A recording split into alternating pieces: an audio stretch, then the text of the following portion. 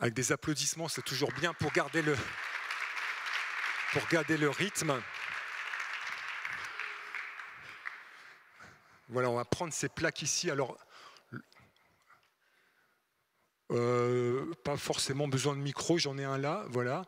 Vous allez venir, alors on n'a pas répété façon protocole remise des médailles olympiques la chose, mais ça se fait à la bonne franquette. Voilà la plaque affichée à l'entrée des clubs et on va accueillir les représentants on va faire, s'il y a des photos, venez par ici, on va faire la photo à blanc.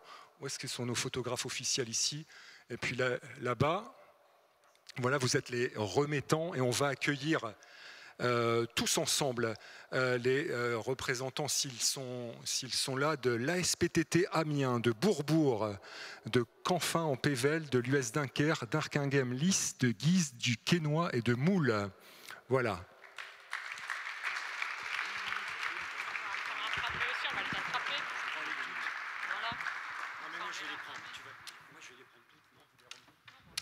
Allez-y, voilà, on va remettre sous vos applaudissements nourris à nos représentants des clubs labellisés Tennis Santé.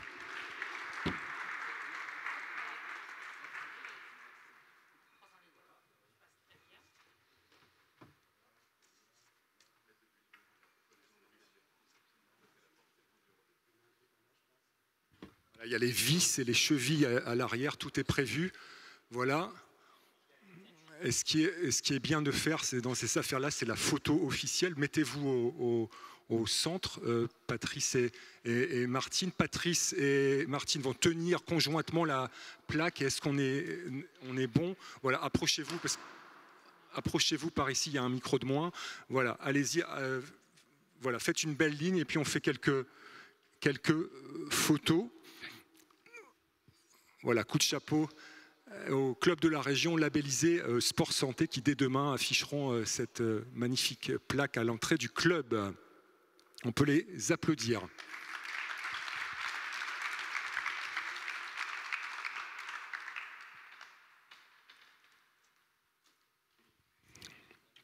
Voilà, on remettra cette dernière plaque au club qui n'était pas là ce soir. Et on entame à 20h24, on avait dit jusqu'à 21h, on est presque parfaitement dans les temps pour cette dernière table ronde. On va donner la parole aux acteurs du sport santé dans les Hauts-de-France, ces divers acteurs régionaux qui soutiennent le sport santé. Je vous prie d'accueillir Mathieu Croiser, le docteur Didier Hélard, le docteur Rémi Lecouf, Jean Delru, Julie Manzo et Arline Do.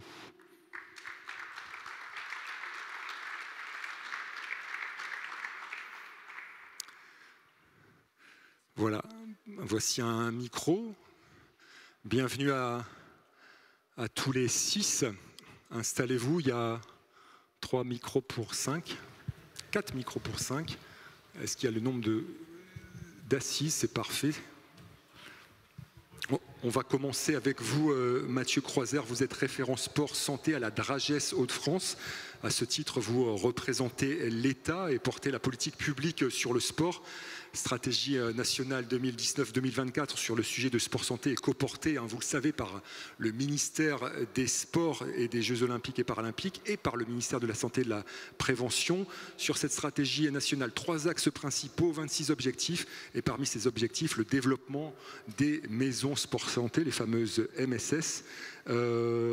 Voilà, ces maisons sport santé, combien en France, combien sur le territoire des Hauts-de-France et surtout quelle vocation ces maisons sport santé? Je ne crois pas qu'on ait le son, mais si c'est le micro qui s'est cassé la figure, c'est normal. Il y a numéro 3, micro 3. Test. Voilà, il n'y a plus de micro 3. Voilà. Oui, on vient d'en parler de ces maisons sport santé. Alors, elles ont pour vocation générale d'accompagner le développement de cette politique publique que porte l'État à travers les 2 ministères que vous venez de citer. Donc c'est quand même important de le souligner qu'effectivement, il y a cette intention, alors qui s'est exacerbé, si j'ose dire, avec la période de Covid.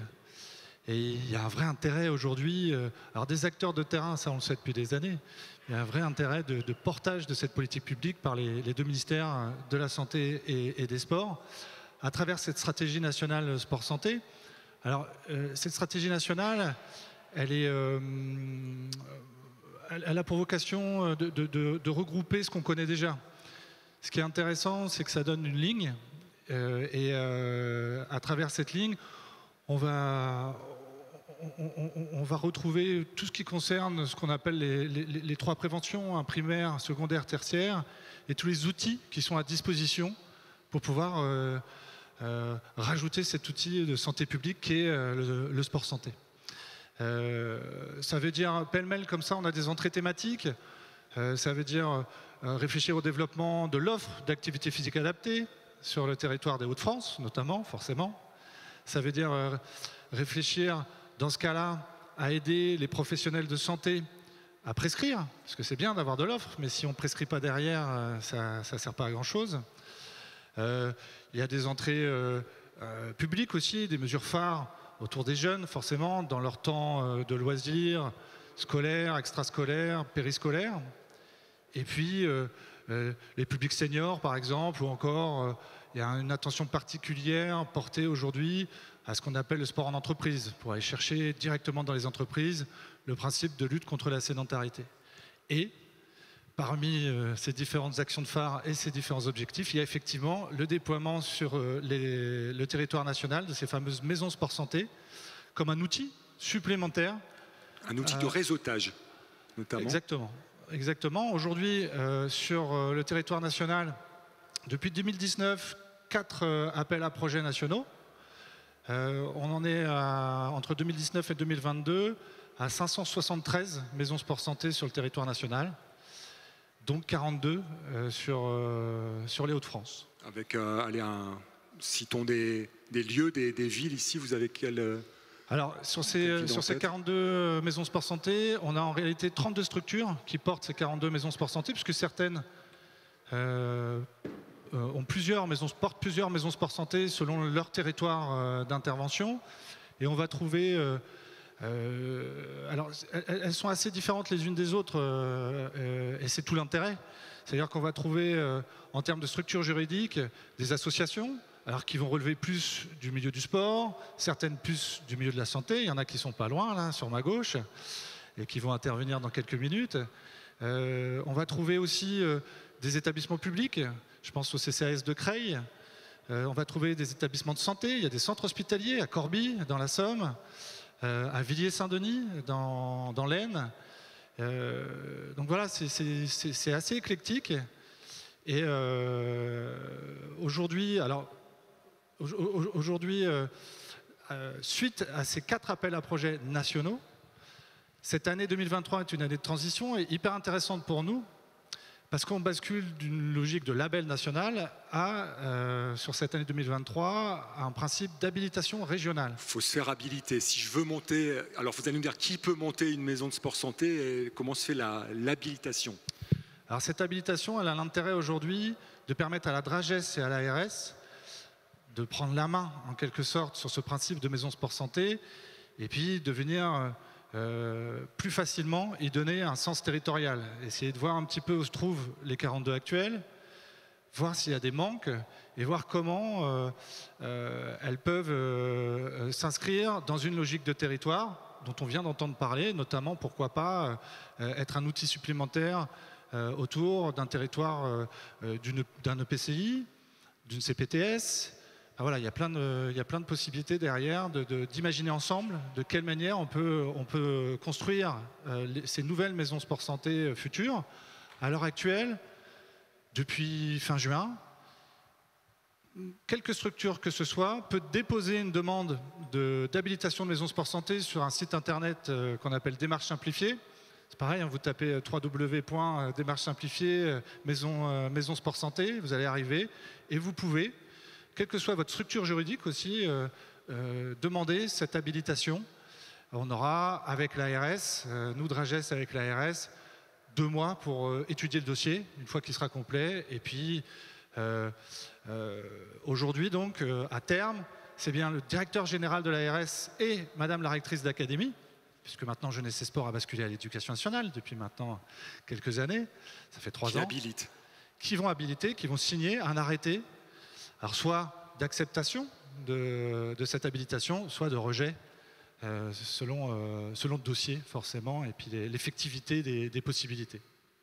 Didier Hélard est avec nous. Vous êtes maire adjoint de la ville de Marcq-en-Barœul en charge du sport et de la santé, président de la commission sport, santé, prévention, inclusion de l'ANDES, l'association nationale des élus en charge du sport, président de la commission sport, santé de la conférence régionale du sport des Hauts-de-France, membre du conseil d'administration du collectif pour une France en forme. Un autre titre qu'on verra tout à l'heure en ouverture de cette dernière table ronde. Vous êtes médecin et vous souhaitiez rappeler les constats et les chiffres, les clés de la sédentarité et de l'inactivité physique en France. On a parlé tout à l'heure, mais c'est bien de reboucler la boucle.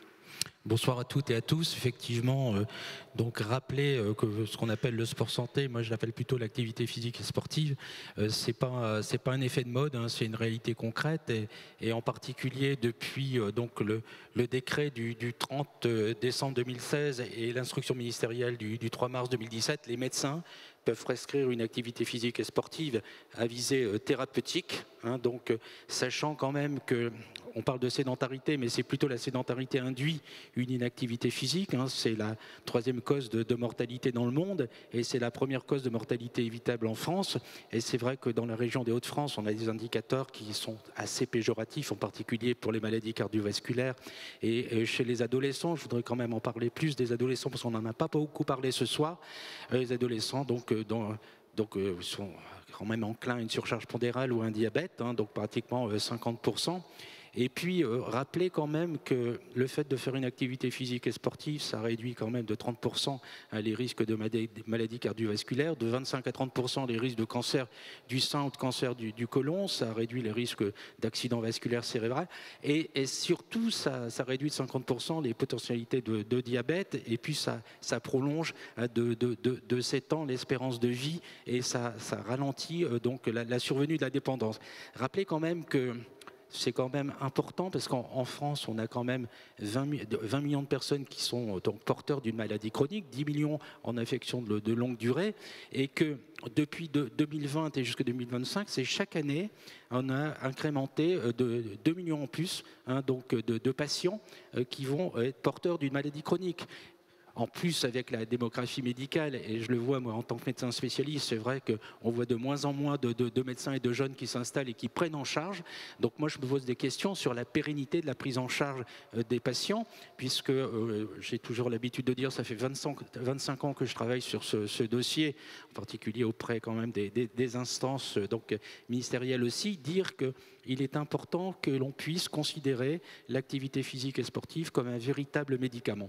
Et chez les jeunes, je tire la sonnette d'alarme. Vous préconisez, vous prescrivez les activités sportives et le tennis en particulier ? C'est-à-dire, donc ça sera l'objet des recommandations, je pourrais en parler après, parce que c'est vrai que... Allez-y alors, quelles sont vos recommandations? Allez-y. Voilà, au niveau des médecins, donc il y a un modèle donc, médical qu'il faut mettre en place, il faut l'information, la formation, il faut la disponibilité des médecins, il faut également donc, pouvoir prescrire et qu'on ait une cotation qui soit au niveau du code de l'assurance maladie, qui soit optimale pour que le médecin prescrive une activité physique et sportive.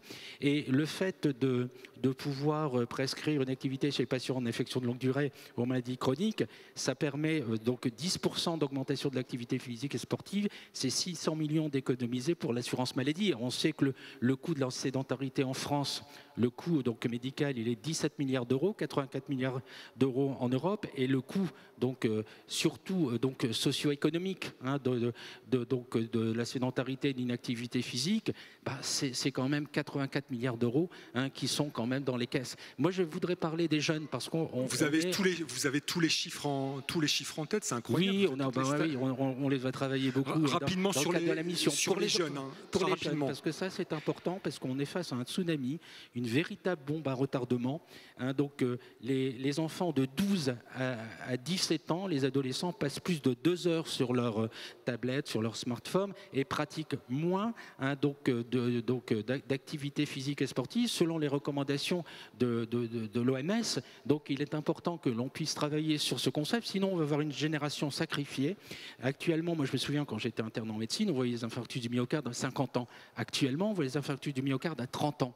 Ça veut dire dire que si les jeunes n'en font pas d'activité physique et sportive, on va avoir donc cette bombe à retardement qui va nous exploser. Donc c'est pour ça qu'il faut absolument bouger, hein, donc faire bouger à la fois les adultes, faire bouger les enfants. C'est un cri d'alarme, mais je crois qu'il est tout à fait réel et les ministères nous ont bien entendu là-dessus. Il faut qu'on travaille sur ce concept. Ce cri d'alarme, vous l'avez poussé ce soir à nos côtés. On va accueillir Jean Delru, coordinateur des maisons sport santé Santélis. On a fait votre connaissance il y a quelques instants. Vous vouliez nous parler des pôles PEPS, c'est ça? C'est quoi les pôles PEPS? Et puis jusqu'au bus santé. Racontez-nous le dispositif côté Santélis. Alors le pôle PEPS, finalement, c'est un dispositif, c'est un pôle de prévention, d'éducation, de promotion à la santé dans lequel sont regroupés différents dispositifs, dont les maisons sport santé.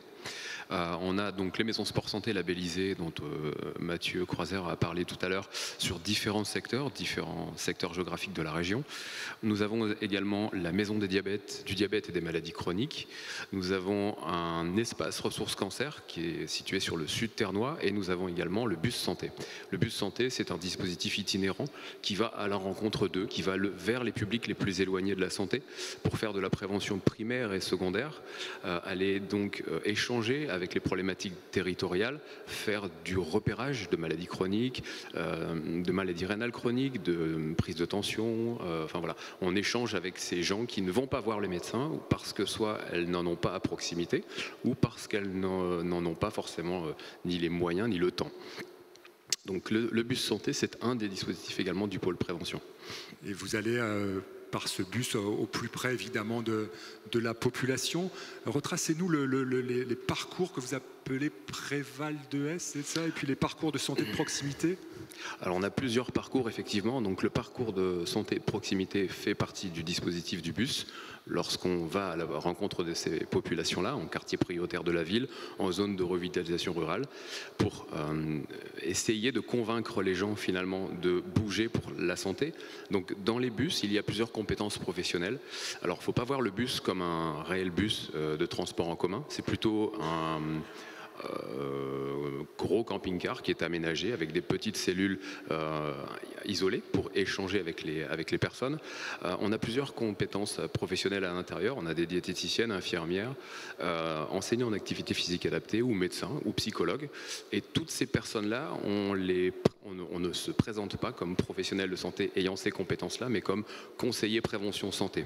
Ce qui nous permet déjà d'avoir un lien un peu moins institutionnel vis-à-vis de ces personnes qui ont des fois un peu peur d'aller voir des publics, voir des professionnels de santé. Donc le dispositif parcours de proximité fait partie du bus. Et effectivement, il y a Préval 2S qui est un autre dispositif, qui est un parcours de prévention alimentation sport santé qu'on a déployé depuis maintenant 1 an et demi et qui va se développer davantage encore sur 2024.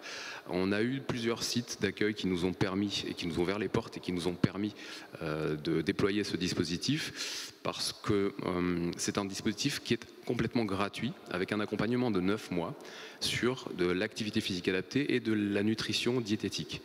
Parce qu'on parle de sport, on parle d'activité physique, c'est bien, mais c'est pas tout. Je pense que la nutrition et l'alimentation font partie d'un combo gagnant. Et donc, convaincre les gens de bouger, c'est bien, mais si c'est pour aller manger au burger juste derrière parce qu'ils ont eu l'intention et eu l'impression de s'être dépensés, bon, c'est pas forcément la bonne solution. Donc, on mélange un petit peu les styles, on mélange les genres, et ces accompagnements font l'objet d'études. On fait une étude d'impact sur notre action. Donc, on fait une évaluation initiale, intermédiaire et finale. Et post-parcours, 3 mois après cet accompagnement, on essaie de recenser un petit peu les éléments qui ont permis aux gens finalement de continuer dans leur dynamique positive et donc de les accompagner davantage finalement vers d'autres partenaires dont on a parlé tout à l'heure avec le tennis santé par exemple. Dernière question, est-ce que Santélis a vocation à accompagner les clubs de tennis? Quel est le lien avec les structures tennis, les clubs? On est partenaire déjà du premier colloque, mais bien, effectivement on a du maillage qui s'est fait au travers de différents événements. La formation tennis santé au travers des maisons sport santé, puisque c'est moi qui interviens depuis 2 ans sur le module vieillissement, sur une après-midi. Et effectivement, je pense que ça a du sens de lier la santé sur l'aspect général, que ce soit du milieu associatif, du milieu médical, vers les professionnels ou vers les structures ou vers les bénéficiaires qui le souhaitent. Très bien, merci beaucoup à vos côtés. Collègue de Santélis, vous êtes directeur médical, cher Rémi Lecouf, au sein de Santélis. Allez, on va faire une forme de quiz avec vous, en tout cas un petit jeu. Je vais me mettre tour à tour dans la peau de chacun, d'un type de patient, et dans vos réponses, la règle du jeu, c'est comment je suis arrivé chez Santélis et surtout qu'est-ce que vous faites de moi. Premier cas, j'ai un cancer, je suis pris en charge dans les Hauts-de-France, j'ai besoin de connaissances au sujet de la maladie. Je vais rentrer dans Santélis au travers d'un parcours d'éducation thérapeutique, des parcours validés par l'ARS, où il y aura une prise en charge pluridisciplinaire et où globalement on mettra de l'activité physique adaptée. Et je ne sais pas vous, mais dans le sport santé que je pourrais proposer en tuilage, parce qu'on a vu que c'était quelque chose qui devait se pérenniser, je vois bien quelque chose qui augmente la survie et qui diminue les récidives. Une intuition. Ok. On ne l'a pas assez répété pour que j'ai comment dirais-je, la réponse, la gut reaction. Deuxième cas, c'est bon, on l'a traité complètement ce cas. Ça va bien. Deuxième cas, je présente des douleurs chroniques depuis plus de 3 mois. Je suis prise en charge en centre de la douleur. En centre de la douleur, on prend en charge des patients pour un peu de technique au niveau de l'hospitalisation à domicile. Ça, c'est du sanitaire. C'est des séjours qui sont temporaires sur l'aide technique. Au final, on va proposer de l'activité physique aussi, parce qu'on sait que dans la douleur chronique, il y a un risque d'enraidissement qui va aggraver les douleurs chez ces gens-là. On va proposer cette activité physique adaptée, puis comme je me répète, je dois être un peu vieux, mais on va organiser un tuilage de cette activité-là pour qu'au domicile, ça se maintienne et pour qu'on n'ait pas d'enraidissement après notre passage. Et là, je vois bien quelque chose, vecteur de socialisation et d'échange, je sais pas. Ok. Troisième cas, j'ai perdu en autonomie suite à un accident, une hospitalisation longue. La période d'hospitalisation est passée et j'ai besoin de me réautonomiser. Là encore dans le sanitaire, on a de l'hospitalisation à domicile et il y a eu une orientation particulière institutionnelle prise par l'hospitalisation à domicile qui est un versant plus rééducatif. Ce versant rééducatif, hyper important, la maladie chronique et la maladie de Parkinson, des versants aussi plus orthopédiques avec des nécessités de prendre en charge les gens et de les réautonomiser, les gens fragiles. Je l'arsène, pardon. Et la nécessité de tuiler ces prises en charge après que les gens aient été réautonomisés. Pour le coup, c'est vraiment des autorisations de l'hospitalisation à domicile et c'est pluridisciplinaire avec une activité physique adaptée, ô combien importante. Et là, je vois bien quelque chose qui, pour être maintenu dans le temps, devrait être un peu ludique, un peu une activité plaisir. On y revient à l'activité plaisir, hein, c'est le cœur du sport santé, c'est prendre plaisir dans le tennis notamment et toutes les autres activités. Dernier cas, j'ai un certain âge et plusieurs pathologies dont une insuffisance rénale. On m'a proposé de ne pas avoir recours à la dialyse pour favoriser ma qualité de vie. Là, on est rentré dans l'association. On a dans la vie associative ce qu'on va appeler un article 51. C'est un projet qui a été validé parce qu'il apporte quelque chose de nouveau et de différent au sein du système de santé. Pour le coup, les patients très âgés, voire polypathologiques, qui sont dans un état physique variable, vont avoir la possibilité de rentrer dans quelque chose qu'on va appeler, que les néphrologues appellent le traitement conservateur. On leur a proposé, pour maintenir leur qualité de vie, d'avoir une prise en charge pluridisciplinaire centrée sur le domicile versus aller régulièrement en dialyse et avoir tous les transports, toute la fatigue et toutes les difficultés qu'on peut avoir associées pour une durée de vie à peu près similaire. Au final, on propose un accompagnement pluridisciplinaire au domicile avec une activité physique adaptée qui va les maintenir au travers de leur autonomie. Et là, pour le coup, le challenge, mais j'ai entendu que ça se faisait, c'est l'adaptabilité. Le fait de réussir à faire quelque chose qui soit adapté, dont on parle depuis tout à l'heure. Très bien, voilà pour ces 4 cas concrets. Merci d'avoir joué le jeu. On accueille Arline Do, vous êtes responsable du projet MSP en mouvement à la FEMAS Hauts-de-France. Votre job consiste à mettre en lien les professionnels de santé qui travaillent en maison sport santé avec les enseignants en activité physique adaptée. Nouveau jeu, Michel est professionnel de santé, Chloé est enseignante APA. Vous êtes le Tinder entre Michel et Chloé. Racontez-nous comment vous faites le lien entre ces deux protagonistes. Alors Michel peut être n'importe quel professionnel de santé qui exerce en maison de santé. Il prend contact avec moi parce qu'il a entendu parler du projet MSP en mouvement et il souhaite mettre en place de l'activité physique adaptée au sein de sa MSP. Donc ce qu'on prévoit, c'est de faire un premier rendez-vous durant lequel je le rencontre et je lui pose quelques questions pour bien comprendre ses attentes, ses objectifs, quel public il souhaite toucher. Et puis je clôture le rendez-vous en lui promettant de faire des recherches et de lui proposer de lui donner des contacts de professionnels de santé, de professionnels du sport qui sont présents sur son territoire. Donc ça peut être des clubs de tennis, des maisons sport santé ou des associations sportives.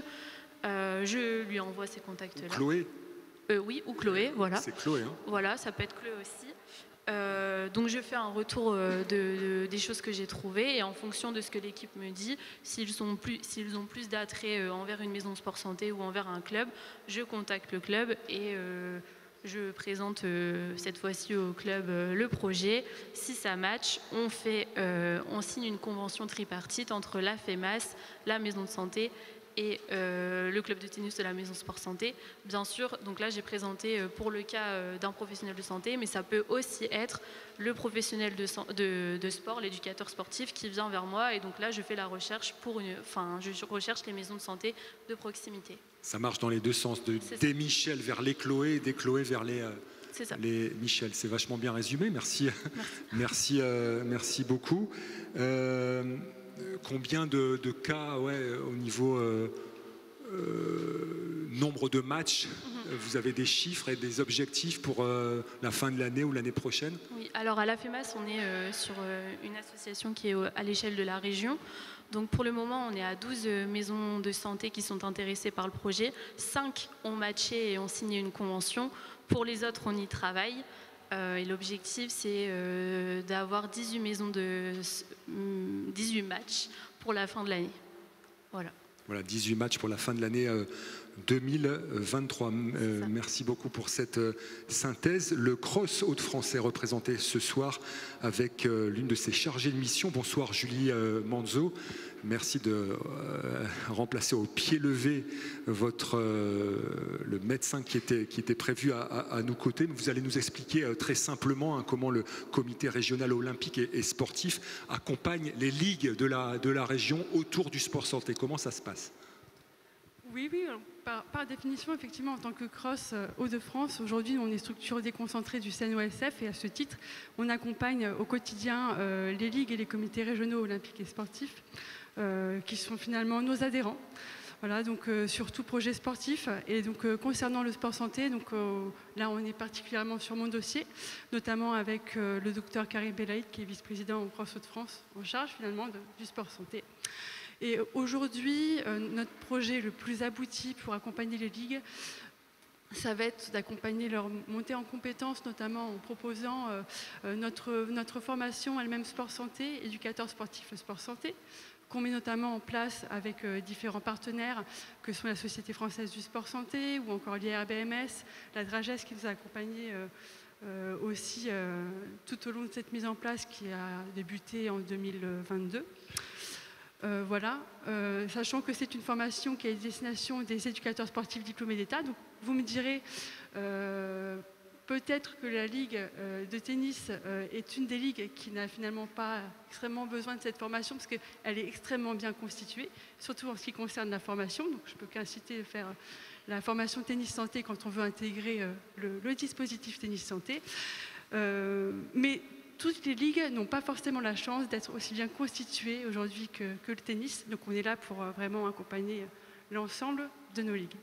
Voilà, donc c'est une formation malgré tout qui peut rester complémentaire, qui est sur un volet à la fois distanciel et présentiel, sur 53 heures environ, sachant qu'on va avoir un accès plateforme qui nous est alloué par la Société française du sport santé, des visioconférences qui sont réalisées par l'IRBMS, et un volet présentiel qui va être coordonné notamment par l'ECDOS, les comités départementaux olympiques et sportifs, que je n'ai pas cité tout à l'heure.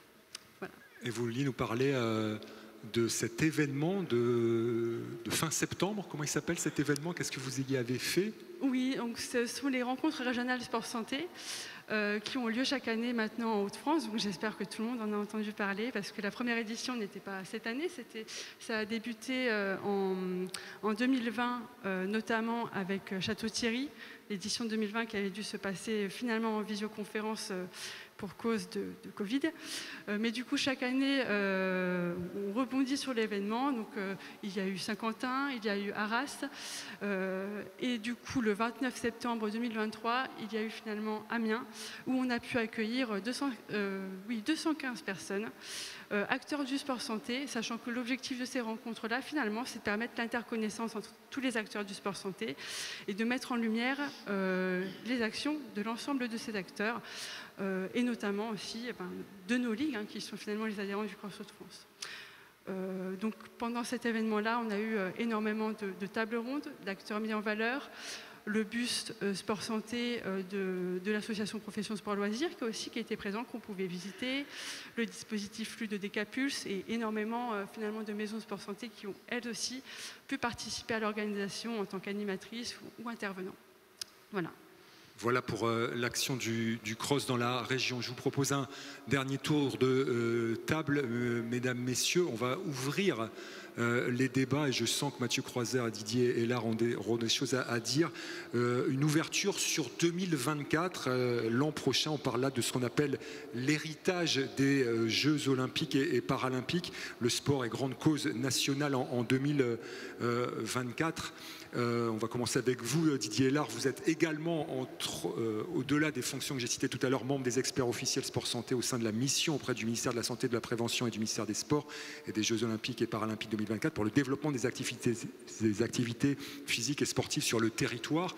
Et donc, ouverture sur les sports grande cause nationale 2024. Qu'est-ce qui restera des Jeux olympiques et paralympiques?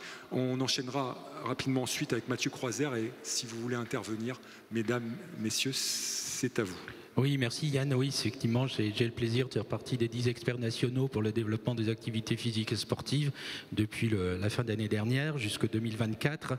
Donc, on a travaillé sur le concept pour faire des recommandations aux deux ministères et puis travail de concert également avec les parlementaires au niveau de l'Assemblée nationale et du Sénat pour le PLFFS, c'est-à-dire le projet de financement de la sécurité sociale 2024, que c'est en cours d'arbitrage. J'aurai encore demain effectivement le plaisir d'être avec les parlementaires pour que l'on puisse faire des propositions. Alors c'est vrai qu'on a travaillé beaucoup parce que il y a beaucoup de recommandations qu'on a proposées. Travailler également sur la prise en charge de l'activité physique et sportive adaptée, parce que c'est vrai que c'est important qu'il y ait un financement qui soit pérenne à la fois par l'assurance maladie mais également par les mutuelles. Alors on me dit oui mais vous comprenez on peut pas prendre tout en charge parce que c'est important. Je dis écoutez il va falloir y aller peut-être de manière progressive, peut-être effectivement les articles 51 quand on faisait des expérimentations, maintenant il faut arrêter, il faut qu'on puisse prendre en charge à la fois sur le cancer, les cancers, sur le diabète de type 2 et après moi j'ai dit il n'y a pas de choix à faire, c'est à vous l'assurance maladie de faire un choix. Comment expliquer moi aux patients vous avez effectivement un cancer du sein, on va vous prendre en charge. Vous avez un cancer du côlon, vous ne serez pas pris en charge. Donc ça, c'est la première recommandation qui a été réalisée, qui sera acceptée, il n'y a pas de problème.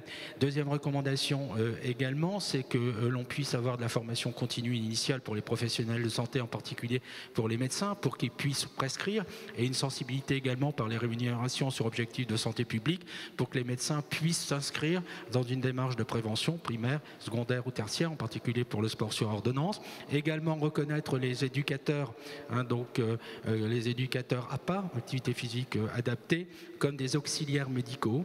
Travailler également sur le concept des maisons sport santé, on parlait, mais je voudrais aussi qu'on parle aussi des dispositifs sport santé. Moi, je suis représentant effectivement de l'Andes. Il y a 8000 collectivités qui sont en réseau, qui travaillent aussi sur des dispositifs sport santé dans le cadre également du sport sur ordonnance. Et maisons sport santé, elles doivent avoir un financement parce qu'il y a une inégalité territoriale. On travaille beaucoup bien sur la Bretagne, on travaille sur le Grand Est, on travaille bien également sur Auvergne-Rhône-Alpes. Mais je suis désolé de le dire, au niveau de la région des Hauts-de-France, au niveau de l'ARS, j'aimerais bien qu'il y ait un petit geste. Donc là, ça va se mettre en place pour qu'on ait, d'autant plus que les maisons de sport santé sont quand même fragiles. Sur les 573 maisons de santé, avec le décret d'habilitation qui est le cahier des charges extrêmement important, on a 30% des maisons de sport santé qui vont disparaître. Et puis, travailler également sur la jeunesse avec la condition physique. On a proposé donc on a 30 recommandations, mais je vais dire les principales. Donc sur on en choisit une de recommandation rapidement, en 2 minutes pour laisser sur les parce que c'est important faire des tests de conditions physiques chez les jeunes, hein, donc de manière régulière, parce qu'on sait que les jeunes, ils ont perdu donc 25% de leur capacité cardio-respiratoire en 40 ans, ce qui permettra, avec des tests simples d'endurance, de pouvoir des tests respiratoires sur le VO2 max, qu'on puisse les tester et qu'on ait un suivi régulier. Et important parce que les jeunes, je disais tout à l'heure, on a une bombe à retardement, et puis le fait aussi de travailler sur les activités physiques et sportives, 1 euro investi dans une activité physique et sportive, c'est une économie de 1,7 euros, hein, donc pour l'assurance maladie. Donc on espère, vous allez voir donc une annonce, on va faire une annonce avec les ministres d'ici la fin octobre pour donner l'ensemble des recommandations pour le déploiement des activités physiques et sportives à l'aube des Jeux Olympiques et Paralympiques, parce qu'on a une fenêtre de tir extrêmement importante, et avec le collectif que je représente pour une France en forme également, on va mettre en place en avril, mai et juin l'année prochaine, c'est demandé par le délégué ministériel, des rencontres régionales, hein, donc sur le sport santé. J'en serai le référent pour les Hauts-de-France. Donc on va travailler sur ce concept pour qu'on ait donc à la fois des territoires en mouvement, mais également à l'aube des Jeux Olympiques, la célébration, l'engagement, l'héritage, l'impact post-olympique également. Et l'impact post-olympique, il va surtout vers les jeunes pour les sensibiliser à la pratique d'une activité physique et sportive régulière, modérée, mais adaptée. Parfait, c'est parfaitement expliqué. On profite donc de la dynamique, vous l'avez compris, des Jeux de Paris 2024 pour lancer toutes ces actions. Mathieu Croiser, voilà l'héritage des JO, on profite de tout ça. Oui, c'est ça, c'est l'idée, c'est-à-dire que la Drageste aujourd'hui est rentrée dans la dernière ligne droite là, sur l'organisation des Jeux Olympiques. On fait partie intégrante de cette organisation, évidemment avec en tête le ministère des Sports. Et au-delà du haut niveau, et puis on espère tous du maximum de médailles qui seront ramenées par l'équipe de France, on réfléchit sur le terrain à la façon dont on va pouvoir effectivement se servir de cet événement et puis de le capitaliser. Alors il y a un titre derrière ça, c'est, comme le disait Didier, ça s'appelle Héritage 2024. Le comité d'organisation des Jeux Olympiques travaille à ça, et notamment autour du sport santé, entre autres. Hein. L'idée, c'est d'être extrêmement transversal sur le sujet du sport et de l'activité physique en général. Pour exemple, le COJO intervient aujourd'hui à mettre en place dans des entreprises, notamment celles qui sont partenaires des Jeux Olympiques, des échauffements le matin avec les salariés. C'est un des exemples qui commence à se mettre en place. Nous, ensemble, ce qu'on peut essayer de voir, c'est post-Jeux Olympiques, c'est effectivement de voir les retombées qui peuvent nous être profitables pour déployer tout ce réseau qui est en train de se mettre en place et qui pourra forcément bénéficier au tennis santé, et pour lequel le tennis santé pourra intervenir et faire profiter de toute sa compétence à travers la Ligue et tous ses acteurs. Effectivement, donc les JO, les médailles et les images au ralenti, c'est la partie émergée de l'iceberg, mais évidemment, on profitera, la France profitera de la dynamique des JO pour justement valoriser notamment le sport santé. Vous souhaitez compléter, intervenir ? Très rapidement, en fait, se servir des JO comme d'un vecteur de communication, et notamment sur les Paralympiques. J'ai une petite appétence sur le milieu paralympique comme aspect motivationnel pour engager les gens justement vers une discipline, ne pensant pas être capable de se servir d'exemple justement. Et on sait que les infrastructures restent. Maintenant, c'est le nombre de licenciés qu'il faut essayer aussi de maintenir avec les indicateurs de santé qui ne sont pas bons. Et comme l'ont dit mes précédents collègues, la jeunesse est en alerte rouge. C'est vraiment vers eux qu'il faut se retourner le plus vite possible, avec le plus de moyens possible. Donc oui, effectivement, on va se servir de ces JO comme un gros vecteur de communication, un gros relais d'information. Voilà, mesdames, messieurs, dans quelques instants, on se retrouve autour d'un cocktail, mais l'occasion vous est donnée voilà, de prendre la parole publiquement pour une remarque, une question à nos invités. Allez, une question, on prend. Si quelqu'un veut s'exprimer.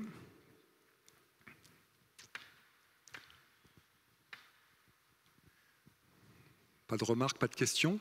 Ben, le reste se passe au cocktail, 21h01, mesdames, messieurs, merci d'être venus à notre rencontre ce soir. Prochain colloque, ici même, dans 48 heures, en marge du tournoi international de tennis fauteuil qui débute mercredi, jeudi. Table ronde sur le tennis fauteuil, le sport et handicap, en présence de la présidente du comité paralympique et sportif français, Marie-Amélie Le Fur, présence de Florence Alix Gravelier, vice-présidente de la Fédération française de tennis, et un certain nombre d'athlètes de tennis fauteuil qui viendront nous raconter leur parcours. Voilà, que des moments forts sur cette semaine ici au centre de ligue de Marcq-en-Barœul. Merci d'être venu nous voir ce soir. On se retrouve tout de suite au cocktail. On applaudit nos six invités. Je peux dire un petit mot de conclusion ? Oui. Un petit mot, 15 secondes. Très rapide, hein, parce qu'on sait que je suis volubile et loquace, mais simplement pour dire c'est un honneur et une fierté pour la ville de Marcq-en-Barœul de pouvoir accueillir sur son territoire, effectivement, et en particulier sur les magnifiques installations de la Ligue, cet événement. Et je remercie donc son président, son secrétaire général, Emmanuel Lamas, avec qui on travaille depuis 1 an quand même sur le concept, et dire, vous le voyez ce soir en conclusion, le sport, c'est pas simplement un enjeu de société, un enjeu d'éducation, un enjeu d'attractivité des territoires, mais c'est aussi un enjeu d'inclusion et de santé publique. C'était le mot de la fin. Merci beaucoup Didier. Alors, à tout de suite derrière vous. Merci mesdames, messieurs.